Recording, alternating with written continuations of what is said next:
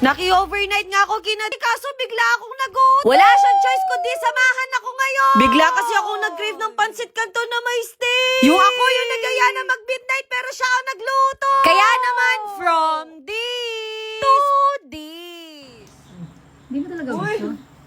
At eto nga, alauna na ng madaling araw, nagising pa ako. Ewan ko ba sa tiyan na to, bakit ngayon pa sumumpo? Naki-overnight kasi kami kina Chawot at nakakaya naman kung gigisingin ko sila. Kita nyo naman, tulog mantika na talaga sila, no? Nawawalan na nga ako ng pag-asa dito, pero sabi ko kailangan kong magising si Dave. Dinaan ko na nga sa pagpapakyut para pagbigyan niya ako. Hindi ko nga makuha sa lambing, kaya ganito na lang ginawa ko. Feeling ko nagsisisi na si Chawot, bakit niyaya niya ako makipag-overnight? Kita naman sa reaction ko na ako lang masaya, no? Ewan ko kung ako lang, pero namamahay talaga ako lagi. Nakikita ko pa lang yung mga ingredients na tatakam na ako. Sabi ko kay Di, manood lang siya dyan, ako na magluluto. May recipe kasi ako sa pansit canton ko, naglalagay ako ng gatas at cheese. Alam kong nawiwirduhan kayo, pero masarap yan. Na-appreciate ko nga tong tao na to, kahit inaantok, sinamahan pa rin ako. Nakikita ko pa nga lang yung niluluto namin, natatakam na ako. Anong oras nyo kaya to napanood? Para naman lahat tayo, damay-damay na dito. Ngayon, iluluto na natin yung steak na niregalo kay Jawo. Sa sobrang feel at home ko dito, parang sa akin na yung steak.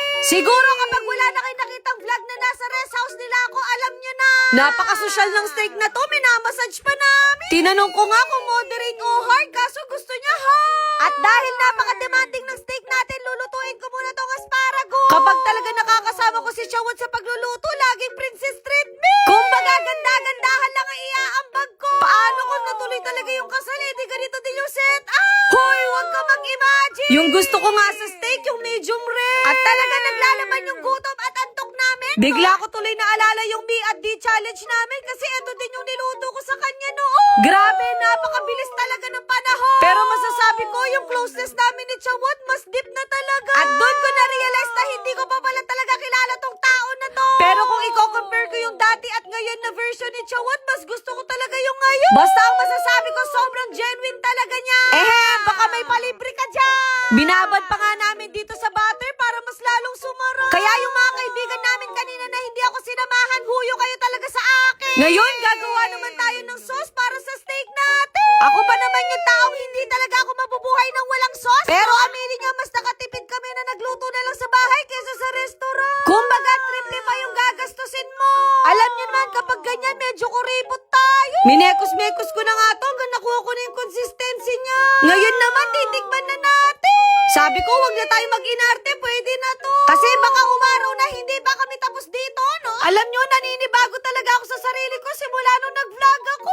Kasi dati, umaasa lang ako sa luto ng nanay ko, kaya order pa ako sa labas. Ngayon, nag-i-improve na tayo kasi marunong na tayo magluto, no? Alam nyo na siguro kung kanino ako natuto. At eto na nga yung finished product, kaya titikman na natin. Kabado 20 nga ako dito kasi baka hindi niya magustuhan yung recipe natin. At buti na lang approve sa kanya. Kasi kung hindi, baka palayasin ko siya sa rest house ko. Hoy, hindi mo yan mag-aari. At least, craving satisfied na ako. Naamoy yata ng mga kaibigan ko yung niluto namin, kaya nagising sila.